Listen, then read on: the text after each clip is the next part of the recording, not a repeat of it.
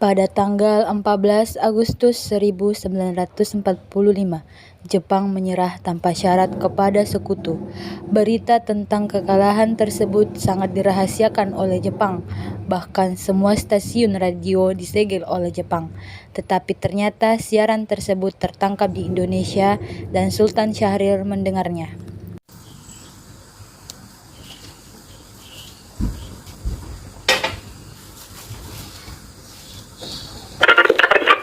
And indeed the hope of all mankind, that from this solemn occasion a better world shall emerge out of the blood and carnage of the past, a world founded upon faith and understanding, a world dedicated to the dignity of man and the fulfillment of his most cherished wish for freedom, tolerance, and justice.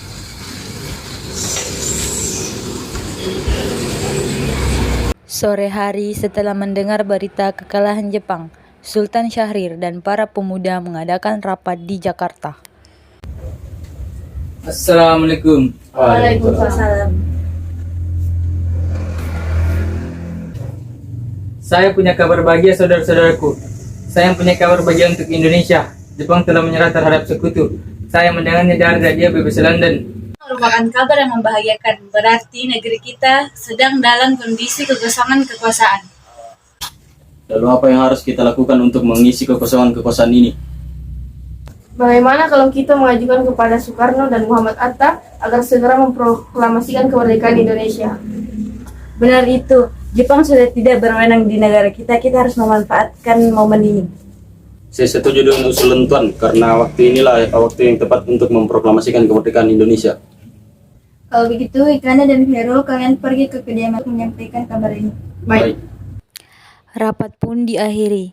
Keesokan harinya, pada tanggal 15 Agustus 1945, Khairul Saleh dan Wikana tiba di kediaman Soekarno dengan maksud menyampaikan hasil keputusan rapat. Ada perihal apa kalian datang ke sini? Kami mendapat kabar bahwa Jepang telah menyerah kepada sekutu. Maka dari itu terjadi kekosongan kekuasaan di Indonesia. Maka dari itu kemarin kami mengadakan rapat dan hasilnya semua setuju agar Bung Karno dan Muhatta segera memproklamasikan kemerdekaan Indonesia. Secepatnya. Mungkin akan saya usahakan setelah berunding dengan anggota PPKI. Bisa. Kita tidak bisa menunggu lebih lama lagi, karena ini merupakan waktu yang tepat untuk memproklamasikan kemerdekaan Indonesia. Apakah kalian tidak memikirkan dampak yang akan kita dapatkan? Jepang akan menyerang kita. Jepang bukan penguasa Indonesia lagi, jadi untuk apa kita menyia-nyiakan kesempatan ini? Nanti saja setelah kita bicarakan dengan anggota PPKI. Saya tidak berharap Anda melaksanakan rapat PPKI terlebih dahulu, karena saya takut Jepang akan mengetahui rencana kita dan menghalangi Indonesia merdeka. Tapi PPKI satu-satunya cara untuk memerdekakan Indonesia. Tapi Bung, kami tidak ingin merdeka oleh Jepang. Baiklah, berikan saya waktu untuk berunding dengan golongan tua. Baiklah, kalau begitu kami pamit dulu.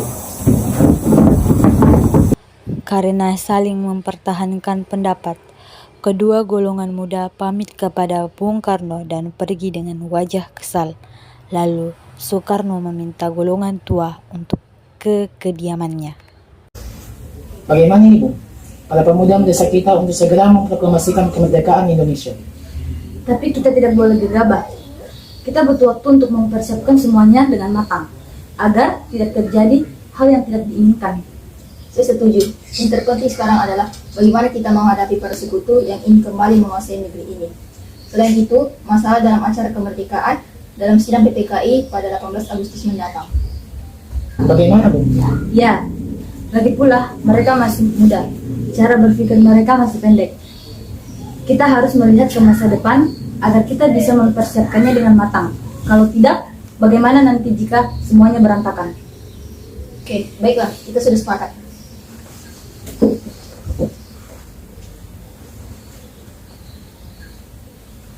Meski berat hati dengan keputusan Soekarno, para pemuda yang telah meninggalkan kediaman Soekarno tetap tidak putus asa.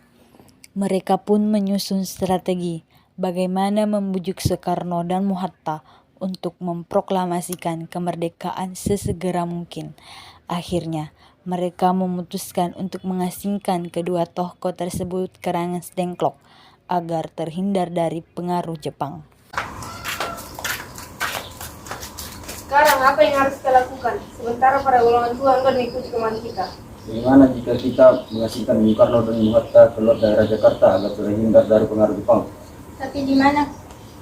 Bagaimana jika di Rengas Dengklok, di sana keamanannya terjamin? Ya bagus, saya setuju dengan itu. Apa kalian semua setuju? Setuju. Para pemuda pun menyetujui ide Wikana tersebut. Pada hari itu juga, Insinyur Soekarno dan Mohatta dibawa sekelompok pemuda menuju Rengas Dengklok. Assalamualaikum. Waalaikumsalam. Ada apa kalian datang kemari? Kami ingin membawa Anda untuk hidup kami menuju tempat pengasingan. Pengasingan? Apa yang kalian maksud? Kami ingin membawa Anda ke tempat pengasingan untuk diamankan agar terhindar dari pengaruh Jepang. Baiklah, saya akan ikut. Sebaiknya Ibu Fatmawati serta anak Anda ikut serta untuk menjamin keselamatan mereka. Ada apa ini, Pak? Tidak apa-apa, tidak perlu khawatir. Cepat ambil Guntur untuk ikut dengan kita. Baiklah.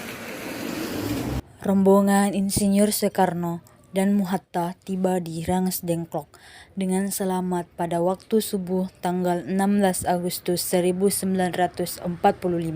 Soekarno-Hatta berada sehari penuh di sana. Sekarang jelaskan mengapa saudara sekalian membawa kami ke sini.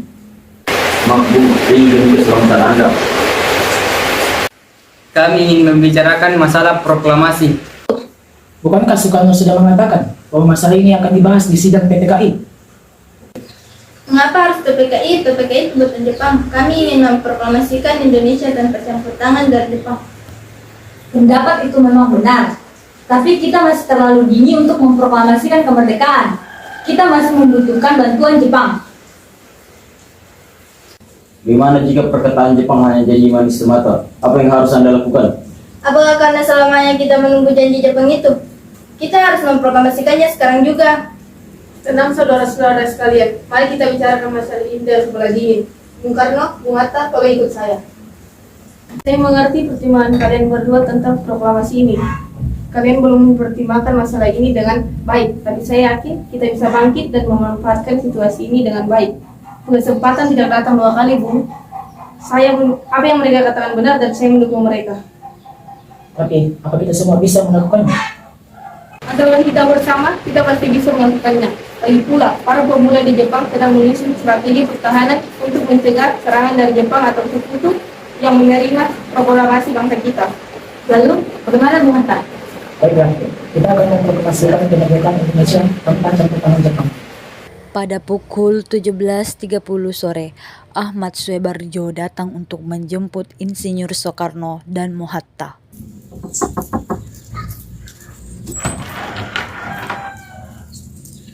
Syukurlah kalian baik saja. Jadi, apa keputusannya? Kami semua setuju bahwa kemerdekaan dilaksanakan tanpa campur tangan Jepang. Lalu, kapan kita akan melaksanakannya? Bagaimana jika besok? Pasukan di Jakarta sudah siap. Ya, kita akan memproklamasikannya besok. Selesailah perundingan di Rengas Dengklok. Semua anggota golongan muda maupun tua kembali ke Jakarta untuk membahas rencana proklamasi kemerdekaan 17 Agustus 1945. Mereka membahasnya di rumah Laksamana Maeda.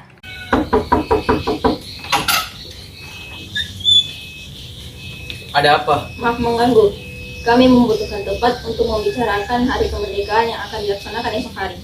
Apakah benar begitu? Kalau begitu silakan masuk. Terima kasih Laksamana Maeda. Sebenarnya saya turut gembira mendengarkan kabar ini. Silakan pergunakan apa yang kalian butuhkan. Adakah pena dan kertas Laksamana? Oh, sebentar saya ambilkan.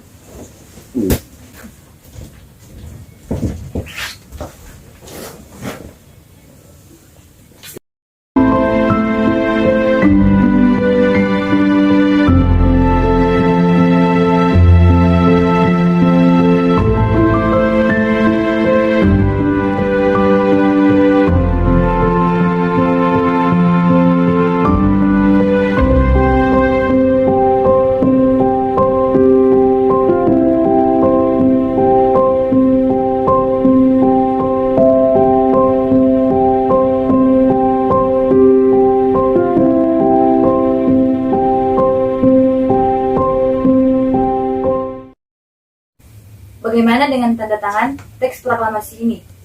Menurut saya, teks proklamasi seharusnya tidak ditandatangani oleh anggota PPKI karena PPKI adalah buatan Jepang. Kita sudah sepakat tadi bahwa proklamasi akan dilaksanakan tidak dengan campur tangan Jepang. Adakah dari kalian di sini dapat menyelesaikan masalah ini? Bagaimana jika naskah ini ditandatangani oleh para hadirin yang datang pada saat ini, seperti ketika Amerika menandatangani teks deklarasi mereka? Jangan, kita tidak boleh meniru bangsa lain. Kita harus berbeda dari bangsa yang lain. Lalu bagaimana Bung Karno? Karena ini berkat Indonesia, berarti harus dengan nama bangsa Indonesia. Setuju. Ya, saya setuju. Dan saya juga mengusulkan bahwa jika yang menandatangani naskah ini adalah Anda, Bung Karno, dan Bung Hatta sebagai wakil dari bangsa Indonesia. Bagaimana? Usulan yang bagus. Bagaimana para hadirin? Setuju.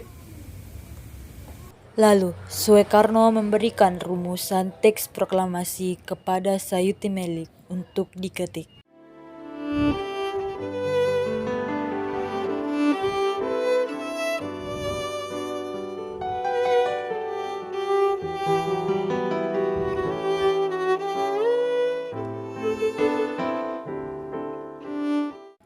Setelah usai perundingan di rumah Laksamana Maeda, Soekarno pulang dan disambut oleh istri.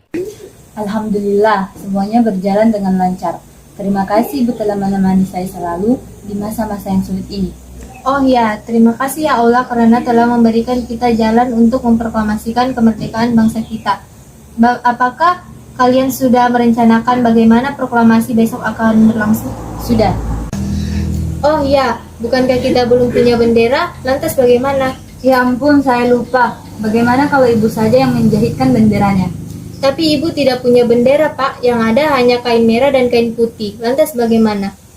Kalau begitu, buatlah bendera dengan sederhana. Yang penting kita ada niat. Baiklah, Pak. Saya punya ide. Bagaimana kalau kita namakan benderanya Sang Saka Merah Putih? Bagaimana? Baiklah, kita akan menamakannya Sang Saka Merah Putih. Ya sudah. Bapak. Indonesia tanah air beta, pusaka abadi nan jaya. Indonesia sejak dulu kala tetap dipuja-puja bangsa.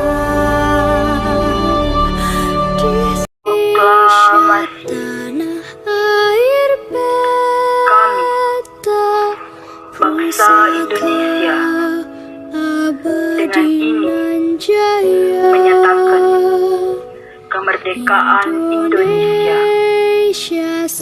Hal-hal yang mengenai pemindahan kekuasaan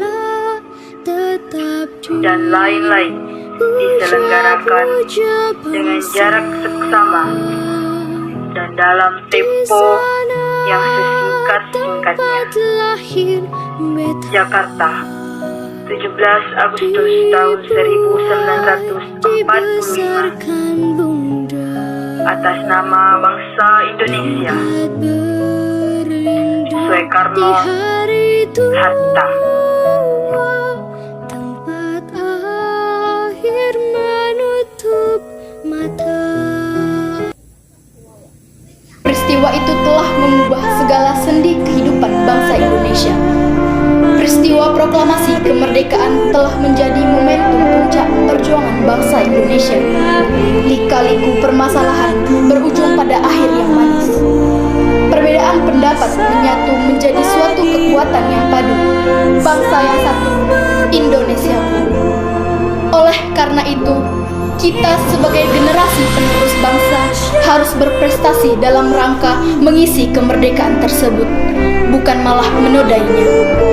Kita harus bisa membalas budi para pejuang tanah air zaman dahulu dengan cara mempertahankan kemerdekaan